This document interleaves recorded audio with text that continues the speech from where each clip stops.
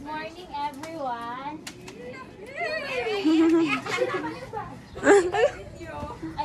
Nag-video na dahil. Morning.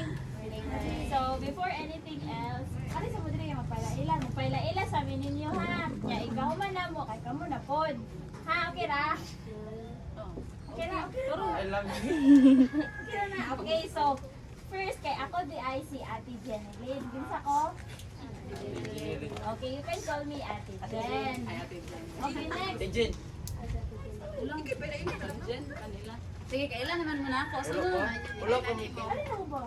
Oh, I'm Elaine Baker Rascafel. Ulit teacher niya po. Cherry, sangay. Pero you can call me Chi. Chi. Okay, alin. I-post na ako. Ibis ka ng Ella.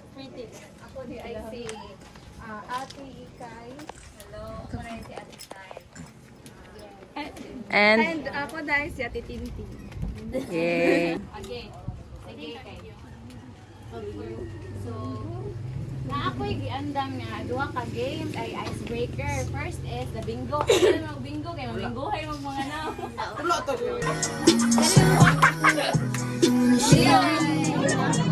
Ay ganun mo pagmahoy. Just the same. Ikaw. Teo, man na te.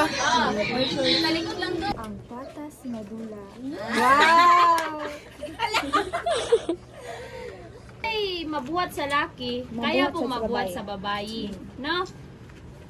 No? Yes. Yung mga butang kay laki rin makakaya nga pagabuhaton na asa dyan mga babae nga. Kaya ninyo nga buhaton sa mga babae. Kanisag sakop, di ba nato sa story ni Ate Erica ganina nga dili daw ko no ang masuto sa laki ang pagpaluto. Makuan sa mo to light up the mood. So naay giandam si Cherry Flock of Silalain Puerto Hagi. Oh, pwede na. Iyan ni mo to yan. Gender violence word. Oh, yes. Gender violence. Gender violence. Ana babae. Ana sa kana. Isado. Anong gender-based violence di ay kay it refers to the harmful acts directed at an individual based on their gender. So pastilan kanang ang girls. Unsa to sa story gani ang girls? O basket. So mao na siya ang believe nato nga mao na siya ang kanagning naanda nato nga belief gani nga ang girls is for girls ra jud nga buhatonon like manglaba, magluto ana sa balay. And otherwise sa men sad unsa to sa men dili pwede magluto. So ang kana siya nga mga ideas kay kanang dili na gani siya applicable karon nga 21st century kay tanan kay boys and girls are equally empowered man to do something nga kanang kuan kanang ganing kung kaya sa babae kaya sad sa lalaki mao na siya sa gender based violence kanang harmful acts gani nga kanang makakuan gani sa girls and boys. So it encompasses a wide range of physical, sexual, psychological and economic violence occurring both in public and private sphere. So unsa kaya kanang hinungdan nganong na gender based violence?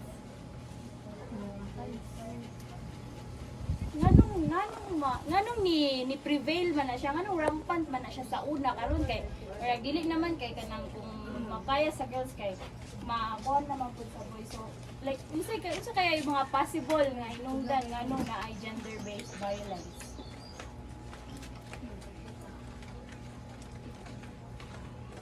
So there are some examples di ay of kanang gender-based violence. So di ba ang gingon ni Ate Jeneline kanina is one is katong domestic violence, di ba?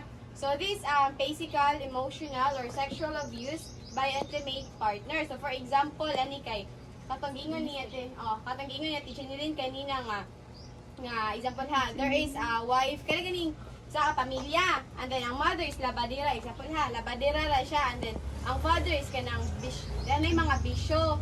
And then kanang ganing muuli ra siya sa balay kay mga yung kwarta, mukao, ingana niya, sayo-sayo na niya yung asawa. And then nagdili mo hatag ang iyang asawa kay iyang kanang kuanan kanang pinatahon. Hello everyone, my name is Stella Nigal and I am honored to be here to speak about a critical issue that affects many lives, which is ang gender-based violence.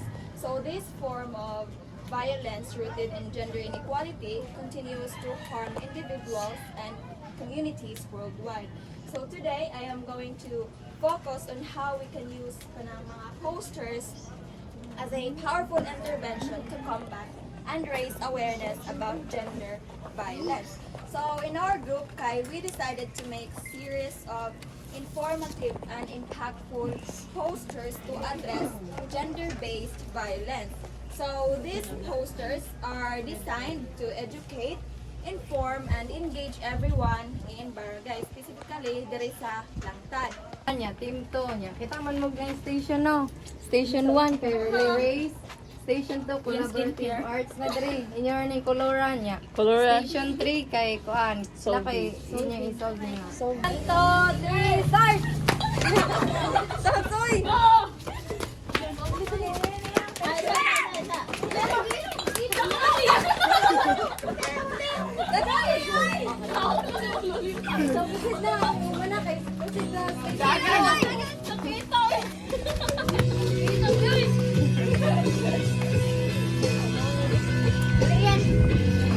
Team 1, team 2, or nasa team lang. Siya sa gender equality. So, iya is, ang story is, kanagayin ka kung fairy tale, like, kasagaran sa fairy tale, kaya ang laki maging mo rescue sa princess, diba? Ang prince maging rescue. Ang kanina kuan is, ang princess, ang kuan siya nga story is Balicia. Ang princess may ni-rescue sa prince. Like, ang nga dire is, the princess shows bravery and intelligence, illustrating that girls can be heroes. So, heroes man pang girls, diba?